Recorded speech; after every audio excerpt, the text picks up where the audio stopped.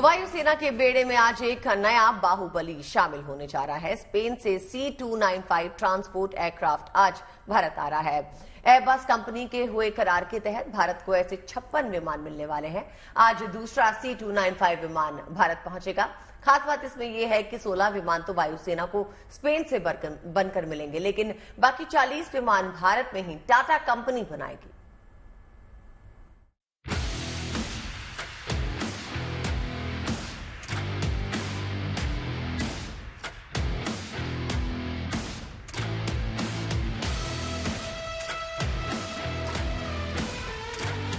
आ रहा है वायुसेना का नया Baahubali.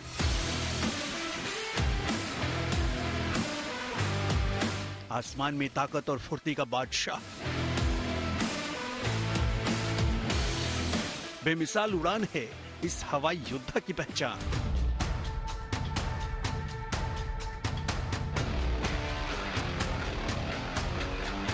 C295 tactical military transport aircraft को वायुसेना का लड़ाका होने का गौरव तो पहले ही मिल चुका था, लेकिन अब वायुसेना के बेड़े में एक और एयरक्राफ्ट शामिल होने जा रहा है।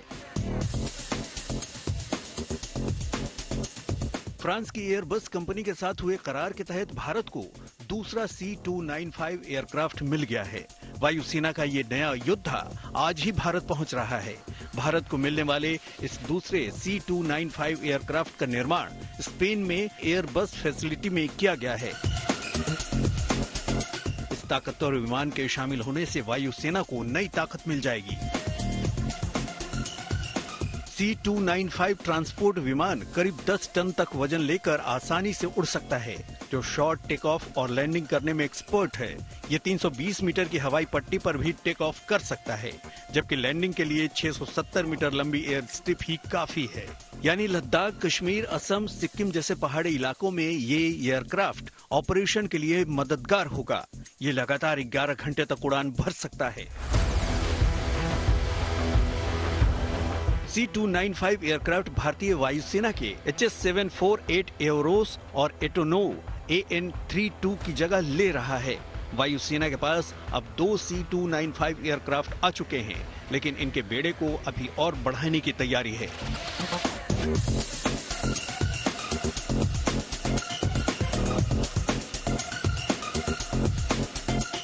दरअसल रक्षा मंत्रालय ने भारतीय वायुसेना की ताकत को बढ़ाने के लिए साल 2021 में एयरबस के साथ 56 C295 एयरक्राफ्ट खरीदने की डील की थी।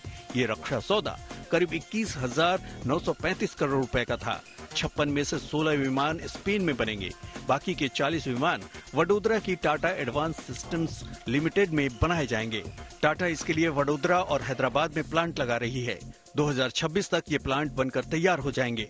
हैदराबाद के प्लांट में एयरक्राफ्ट के कुछ अहम हिस्से तैयार होंगे। भारत में बनने वाले 40 विमान 2031 तक तैयार हो जाएंगे। भारत के पास फिलहाल C130J सुपर हरक्यूलिस और C17 ग्लोब मास्टर जैसे विशालकाय ट्रांसपोर्ट विमान मौजूद हैं, लेकिन भारतीय वायुसेना की ताकत बढ़ाने के लिए एक ऐसे एयरक्राफ्ट की जरूरत थी जो बेहद कम वक्त में सैनिकों और भारी हथियारों को युद्ध के मैदान में पहुंचा दे। इस जरूरत को पूरा करने के लिए C295 से बेहतरीन विकल्प दूसरा और कोई विमान नहीं है।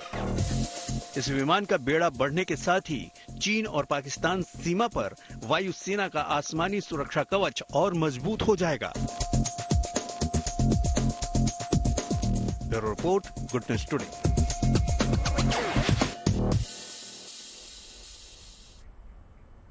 और अब बात बाबा बर्फानी की। बर्फ से घिरे पवित्र अमरनाथ यात्रा मार्ग को खोलने की कवायद जारी है। इस बीच पवित्र गुफा से हिम शिवलिंग की पहली तस्वीर सामने आई। ये शिवलिंग हर साल सर्दियों में बर्फबारी के दौरान अपना आकार देता है। फिर मई-जून महीने के दरमियान भक्तों को इसके दर्शन का सौभाग्य प्राप्त होता है। तो चलिए आपको करवाते हैं बाबा बर्फानी की गुफा से शिवलिंग के दर्शन।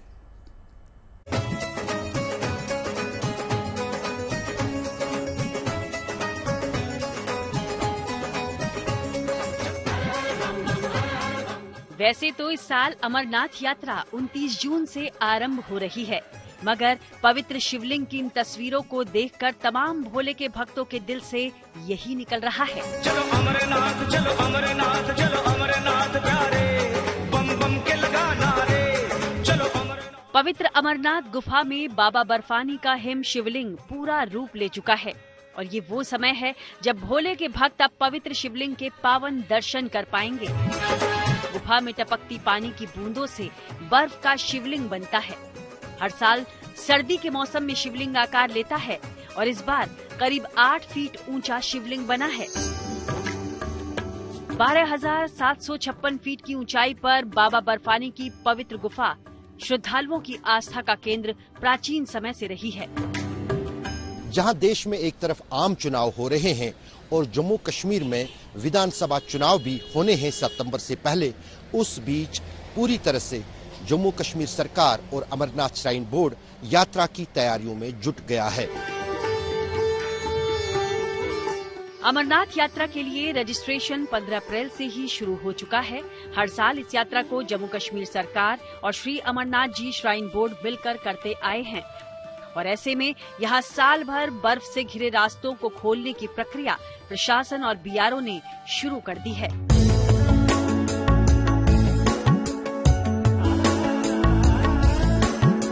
हर साल शिवलिंग के दर्शन और पूजन के लिए देश विदेश से लाखों श्रद्धालु बाबा के दरबार हाजिरी लगाने आते हैं।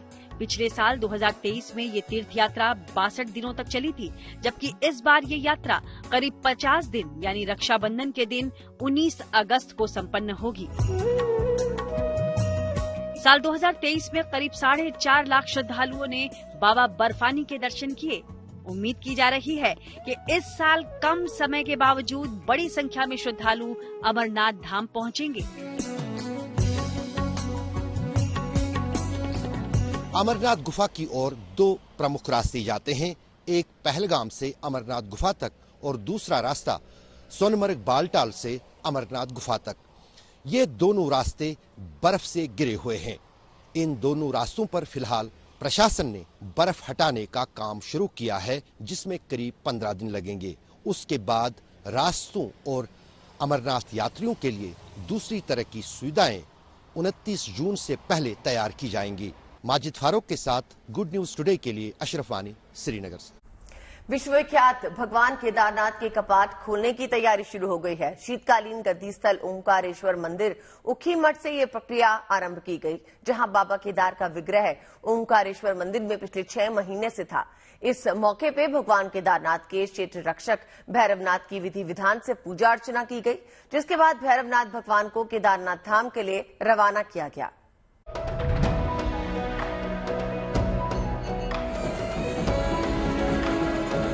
उत्तराखंड में शुरू हो रहा महातीर्थ। इस महायात्रा के लिए हो रही महातैयारी।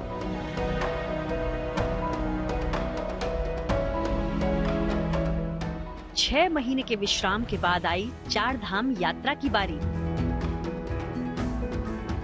विश्व प्रसिद्ध 4 धाम यात्रा को लेकर की जा रही ये तमाम कवायदें दर्शा रही हैं कि उत्तराखंड आने वाले देसी विदेशी तीर्थयात्रियों की सेवा, उनके सत्कार और 4 धामों के दर्शन कराने के लिए कमर कस चुका है।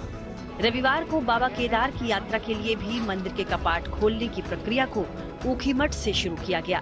दरअसल यहाँ बाबा की शीतकालीन गद्दी स्थल ओंकारेश्वर मंदिर में भैरव पूजा पूरे विधि विधान के साथ संपन्न हुई।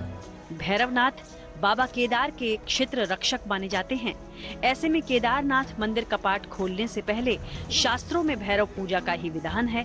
इस दौरान सेना के मधुर बैंड ने भी समा बांध दिया।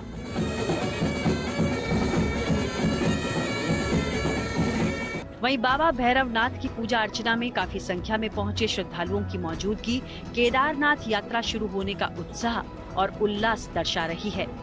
भैरवनाथ की डोली को केदारनाथ धाम के लिए रवाना किया गया। पैदल मार्ग होते हुए भैरव बाबा की ये यात्रा आज रात्रि विश्राम के लिए गुप्तकाशी के विश्वनाथ मंदिर पहुंचेगी। 7 तारीख को विश्वनाथ मंदिर गुप्तकाशी से प्रस्थान कर पैदल मार्ग से भाटा पहुंचेगी। भाटा के पश्चात 8 तारीख को भगवान का जल उत्सव विग्रह गौरीकुंड पहुंचेगा और 9 तारीख प्रातः गौरी माई मंदिर से भगवान केदारनाथ जी का जल विग्रह केदारनाथ भंडार में अवस्थित होगा तथा 10 तारीख प्रातः 7 बजे भगवान श्री केदारनाथ जी के कपाट खोली जाएगी, यात्रा प्रारंभ होगी। इस बीच गंगोत्री और यमुनोत्री धाम यात्रा के शुरू होने से पहले तमाम यात्री व्यवस्थाओं को दुरुस्त रखने की भी तैयारियां शुरू हो गई हैं और इसी सिलसिले में जिलाधिकारी डॉक्टर मेहरबान सिंह बिष्ट गंगोत्री धाम पहुंचे, जिन्होंने हेल्थ सर्विस, यात्री रजिस्ट्रेशन सेंटर और पार्किंग व्यवस्था की जानकारी ली। देखा हमने जो हमारे काम है, चाहे पार्किंग से संबंधित हो, टॉयलेट से संबंधित हो, स्वास्थ्य से संबंधित हो, लाइट से संबंधित हो, पानी से संबंधित हो, तो सब पे देखा, चर्चा किया। ओवरऑल सब बढ़िया चल रहा है, सब ठीक है। यार छोटी छोटी जो त्रुटियाँ हैं उसको 1-2 दिन में हम लोग उनको ठीक करने के लिए निर्देशित कर दिया। बताया जा रहा है कि इस बार गंगोत्री मंदिर परिसर में भी श्रद्धालुओं की सहूलियत के लिए डॉक्टरों की टीम मौजूद रहेगी, ताकि लोगों को समय पर चिकित्सा सुविधा उपलब्ध हो पाए। वहीं दूसरी तरफ गंगोत्री मंदिर समिति भी तीर्थयात्रियों के स्वागत के लिए पूरी तैयार दिखाई दे रही है। कि गंगोत्री धाम के कपाट दिनांक 10 मई को समस्त तीर्थयात्रियों के लिए 12:20 पर खोल दिए जाएंगे। आप आएं मां गंगा के पावन चरणों में और दर्शन करें। जहां बाबा केदार का दर श्रद्धालुओं की आवाजाही से गुलजार होगा, वहीं मां गंगा का गंगोत्री धाम भी तीर्थ यात्रियों को मानो बुला रहा है। बस इंतजार है इन पवित्र धामों के कपाट खुलने का। ऊखीमठ से प्रवीण सेमवाल और गंगोत्री से ओंकार बहुगुणा के साथ bureau report, good news today. श्रद्धालुओं का रिकॉर्ड रजिस्ट्रेशन बता रहा है कि इस बार भी भक्त का नया रिकॉर्ड बनाने की खास तैयारी भक्तों ने कर रखी है। उत्तराखंड में चारधाम यात्रा के लिए रजिस्ट्रेशन बीती 15 अप्रैल को शुरू हुए थे, लेकिन मई खत्म भी नहीं हुआ और सिर्फ 20 दिनों में यात्रा पंजीकरण का ये जो आंकड़ा है वो चौंकाने वाला है। यह आंकड़ा बताने के लिए काफी है कि यात्रा को लेकर यात्री कितने उत्साहित हैं। केदारनाथ धाम के दर्शन के लिए तो सबसे ज्यादा रजिस्ट्रेशन हुए हैं, लेकिन बद्रीनाथ धाम जाने वालों की संख्या भी अच्छी खासी है। कई श्रद्धालु तो एक ही बार में चारों धाम के दर्शन की योजना बनाकर बैठे हैं।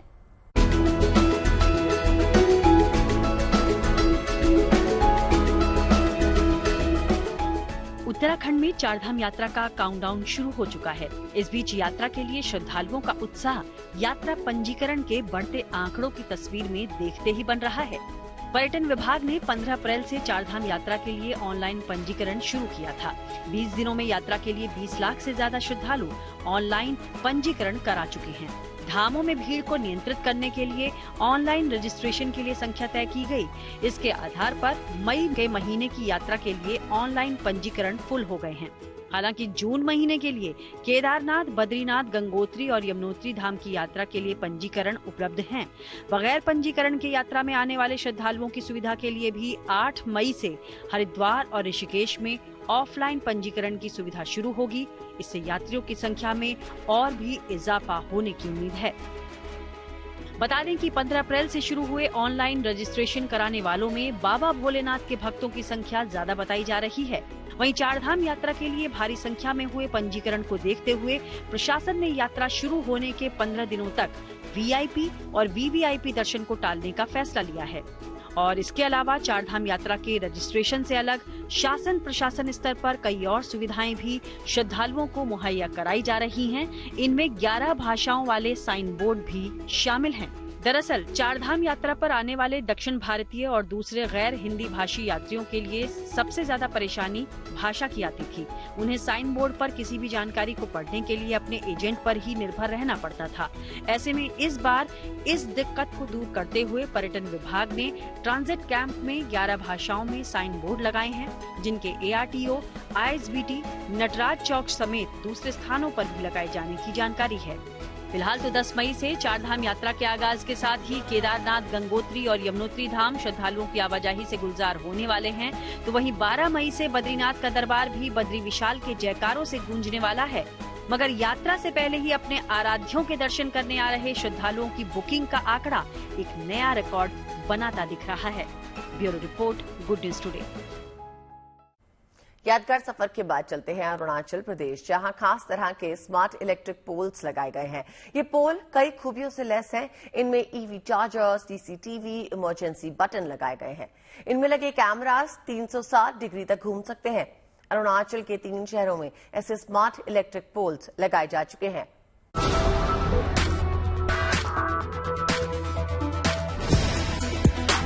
यूं तो ये एक इलेक्ट्रिक पोल है, लेकिन आम इलेक्ट्रिक पोल से अलग ये कई सुविधाओं से लैस है।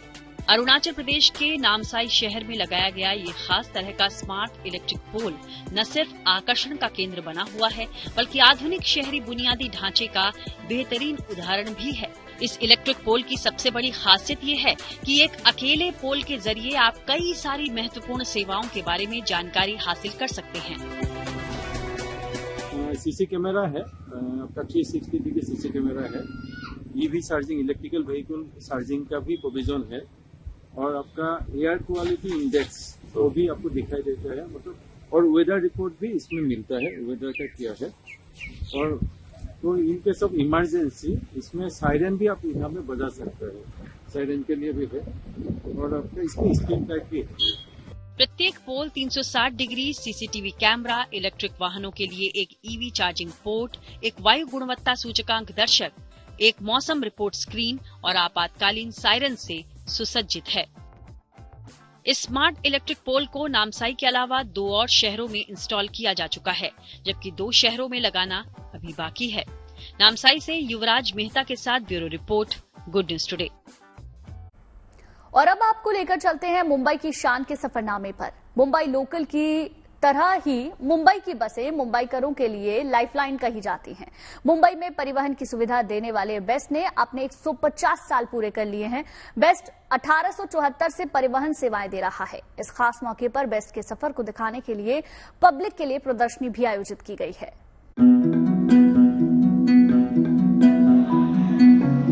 मुंबई लोकल मुंबईकरों की जान है, तो मुंबई की सड़कों पर फराटा भरने वाली बेस्ट बसें मुंबई की शान है। मुंबई लोकल की तरह ही रोजाना लाखों यात्रियों को उनकी मंजिल तक पहुंचाने वाली बेस्ट बसें मुंबई की लाइफलाइन है। बृहन मुंबई म्यूनिसिपल कॉरपोरेशन के तहत चलने वाली बेस्ट बसों ने 150 साल पूरे कर लिए हैं। 1874 से शुरू हुई सार्वजनिक परिवहन की सेवा ने तब से अब तक परिवर्तन के कई दौर देखे हैं। घोड़े के ट्राम से शुरू हुआ बेस्ट का ये सफर अब इलेक्ट्रिक से चलने वाली देश की पहली एसी डबल डेकर बस की यात्रा तक पहुंच चुका है।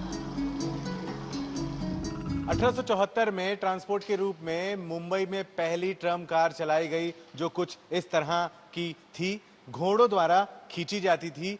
ये जो घोड़ा है इस ट्रम कार को जो है मौके पर ले जाता था, और जब वापस आना होता था तो इसी घोड़े को घुमा करके ला करके यहाँ पर बांध दिया जाता था, और फिर दोबारा इसी ट्रम कार को खींचा जाता था। जो जानकारी है उसके हिसाब से 2 घोड़े मिलकर लगभग 40 यात्रियों को खींचते थे, जबकि एक घोड़े से 25 यात्री खींचे जाने लग गए। ट्रम कार के बाद दूसरी जो बस आई वो इलेक्ट्रिक बस आई, जो इलेक्ट्रिक के जरिए चलती थी। बढ़ती ट्रैफिक के चलते, बढ़ती भीड़ के चलते आखिरकार ट्रम बसें बंद होने लगी, और इस तरह से 1964 में इलेक्ट्रिक से चलने वाली ये बस आई। लगभग 10 साल इसने यात्रियों को सेवा दिया, उसके बाद ये भी विलुप्त हो गई।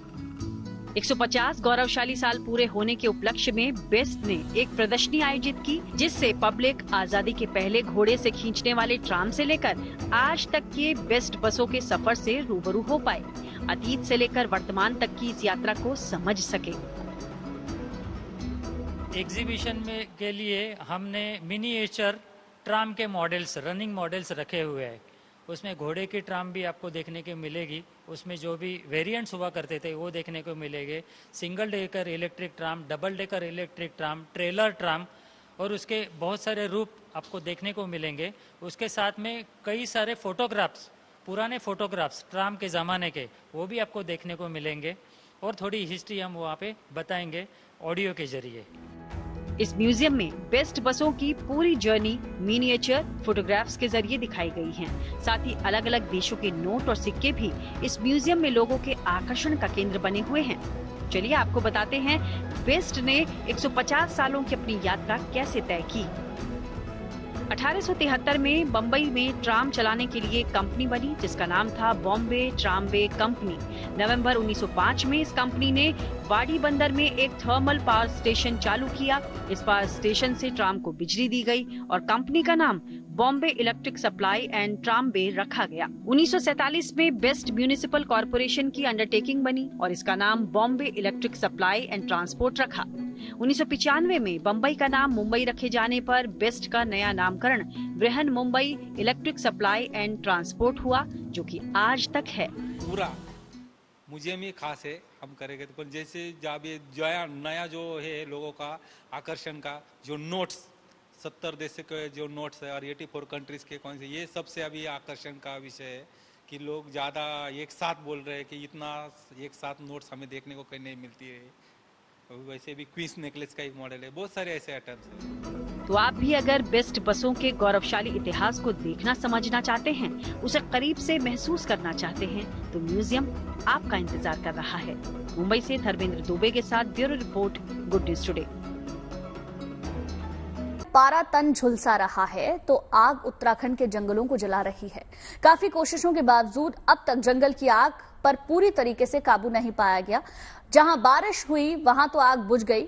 तमाम ऐसी अभी भी जगह हैं जहां पर जंगल धधक रहे हैं। पौड़ी, गढ़वाल, चक्राता, अल्मोड़ा में तमाम ऐसे जंगल हैं जहां पर ये आग लगातार फैल रही है। दिक्कत यह है कि आग अब बस्तियों तक भी पहुंच रही है। हालांकि गांव वालों के साथ मिलकर प्रशासन लगातार काम में जुटा हुआ है और आग पर काबू पाने का प्रयास जारी है।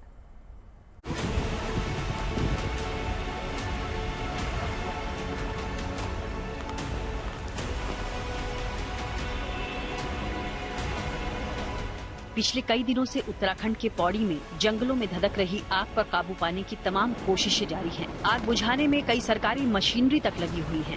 वन विभाग, पौड़ी की team, QRT team, fire brigade और पुलिस और साथ ही राजस्व विभाग की टीम सभी मुस्तैद हैं। लेकिन हवा की रफ्तार इतनी ज्यादा है कि आग बुझने की बजाय और विकराल होती जा रही है। मुश्किल ये है कि जंगल की आग अब आबादी वाले इलाकों तक पहुँचती जा रही है। देखिए, आग तो कई क्षेत्रों में है। कुछ हमारे आबादी क्षेत्र के नजदीक आ गई है, उसकी प्राथमिकता भी है। जैसे ये कंडोलिया की तरफ में है, कल थपलियाल गांव की तरफ में थी, वो काफी हद तक सुरक्षित कर दी गई है। आबादी को सुरक्षित करने का किया गया है। ये जो आज है, ये पौड़ी के नीचे की तरफ से जो आ रही थी, उसको भी रोकने के लिए यहाँ पर जिला प्रशासन और फायर ब्रिगेड, पुलिस सभी के सहयोग के साथ में ये सारा काम हो रहा है। पौड़ी शहर के नागदेव के जंगलों में लगी आग पर काबू पाने के लिए वन विभाग नागदेव रेंज की टीम मौके पर पहुंची। टीम ने मोर्चा संभाला ही था कि तेज हवाओं के साथ आग इतनी तेजी से बढ़ गई कि सभी कर्मचारी आग के बीच फंस गए।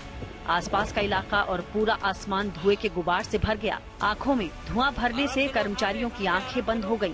आग से बचने के लिए सभी कर्मचारी जमीन पर लेट गए। धुआं से दिखाई नहीं दे रहा, आंखें बंद रखो। ये टेका वाली रोड है, टेका हो गया, थपलली गांव हो गया, और ये ननकोट में तो आज सुबह से 8 बजे से हम यहाँ पे आ रखे हैं, पर आग काबू नहीं हो पा रही है। DFO साहब आ गए, कंजर्वेशन साहब आ गए, सभी आ गए, राजस्व टीम आ गई, फायर ब्रिगेड पूरी आ गई, पर यह आग बुझने का नाम नहीं ले रही है।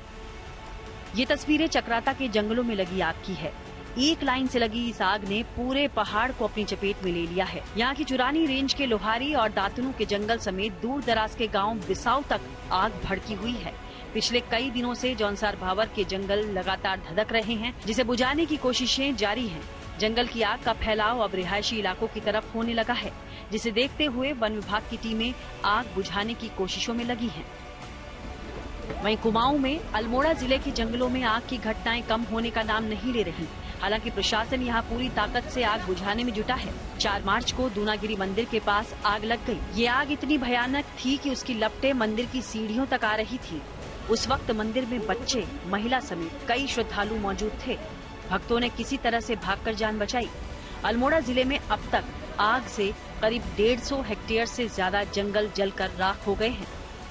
पौड़ी गढ़वाल से सिद्धांत उनियाल, विकासनगर से टीना साहू और अल्मोड़ा से संजय सिंह के साथ bureau report, good news today. कल यानी 7 मई को 12 राज्यों की 94 लोकसभा सीटों के लिए तीसरे चरण का मतदान होने जा रहा है। इसको देखते हुए जहां जहां वोटिंग होनी है वहां पर चुनाव की तैयारियां भी जारी हैं। ईवीएम के साथ कर्मचारियों को रवाना किया जा रहा है। साथ ही इलाके में सुरक्षा सख्त कर दी गई है। जगह जगह चेक पोस्ट लगाकर चेकिंग की जा रही है। तो मध्य प्रदेश में मुरैना में अलग ही नजारा देखने को मिला।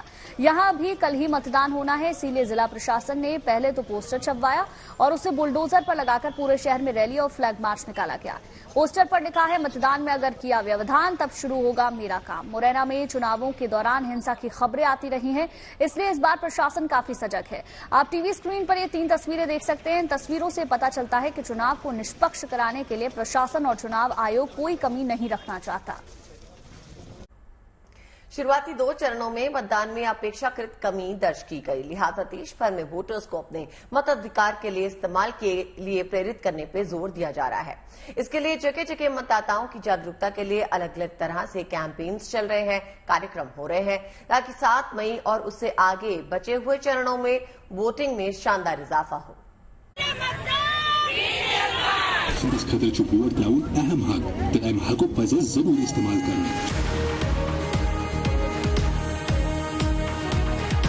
लोकतंत्र का पर्व चल रहा है, सभी ओर से वोटिंग की अपील की जा रही है। मतदाता जागरूकता अभियान चलाए जा रहे हैं। 7 बजे से 6 बजे शाम तक आप लोग जरूर आइएगा। छत्तीसगढ़ के बलरामपुर में भी आदिवासियों के बीच वोटिंग के लिए जागरूकता अभियान चलाया जा रहा है। यहाँ वोटिंग के लिए अनोखा न्योता दिया जा रहा है। स्व सहाय समूह की महिलाएं यहाँ आदिवासियों के बीच पहुंचकर उन्हें साल की पत्ती और पीले चावल के जरिए वोटिंग करने पहुंचने का न्योता दे रही हैं। यहाँ 7 मई को वोटिंग है, इसलिए साल के पत्ते पर तारीख और समय लिखकर लोगों को वोटिंग करने के लिए प्रेरित किया जा रहा है। मतदान दिवस सुबह 7 बजे से शाम 6 बजे तक। भाई शादी ब्याह मिलता था न्योता कार्ड, और वो भी यहाँ वोट भी मिल रहा है न्योता, तो त्योहार टाइप का भी लग रहा है। सराई पत्ता और चावल मिल रहा है, तो वोट डालने जाएंगे ही जरूर। आवास पड़ोस को भी लेके जाएंगे। सभी ग्राम पंचायतों में, हमारे 468 ग्राम पंचायतों में जो है हमने जिला प्रशासन की ओर से आमंत्रण पत्र भेजा है। ये इको फ्रेंडली आमंत्रण पत्र है, और क्योंकि यहाँ पे सराई और साल के पत्ते जो है वो पारंपरिक रूप से भी उपयोग किए जाते हैं, और जो हमारे यहाँ पे जो जनजाति हैं उनकी जो है हृदय के भी काफी करीब है, तो हमने यही मेथड चुना कि इनके माध्यम से हम उनको जो है वो आमंत्रित कर रहे हैं। सभी गांव में जो है वो मतदाता टोली बनाई गई है, और मतदाता टोली जो है वो साल और सराई के पत्तों के माध्यम से जो है वो घर घर जाकर इस मतदान में जो है उनकी भागीदारी सुनिश्चित करने के लिए काम है। दरअसल आदिवासी इलाकों में मतदान का प्रतिशत बढ़ाने के उद्देश्य से ये पहल की गई है। वहां जमशेदपुर में शहरी इलाकों में वोट प्रतिशत बढ़ाने के लिए महिलाओं ने यहां एक कैंडल मार्च निकाला।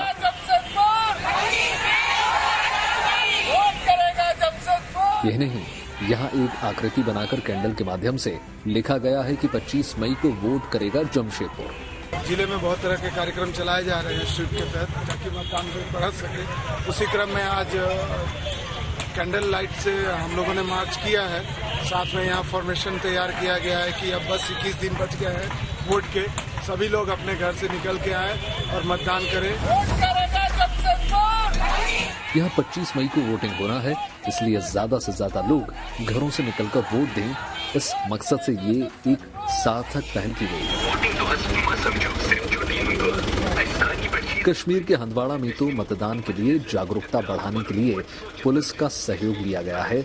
यहाँ पारंपरिक तौर पर लो वोटर्स टर्नआउट रहा है, इसलिए इस बार चुनाव में वोटर टर्नआउट बढ़ाने के लिए आयोग पुलिस की मदद भी ले रहा है। यहाँ पुलिस के वाहनों में लाउडस्पीकर लगाकर जागरूकता फैलाई जा रही है, ताकि लोग जागरूक हों, वोट दें और वोटर टर्नआउट बढ़े। जमशेदपुर से अनूप सिन्हा के साथ bureau report, good news.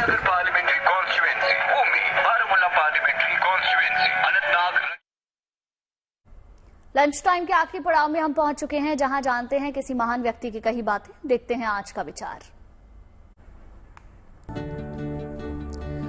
Nelson Mandela ने कहा है कि जीवन की शोभा इस बात में नहीं है कि आप कभी हारे ही नहीं, बल्कि इस बात में है कि आप हर बार हारने के बाद दोबारा उठ खड़े हों।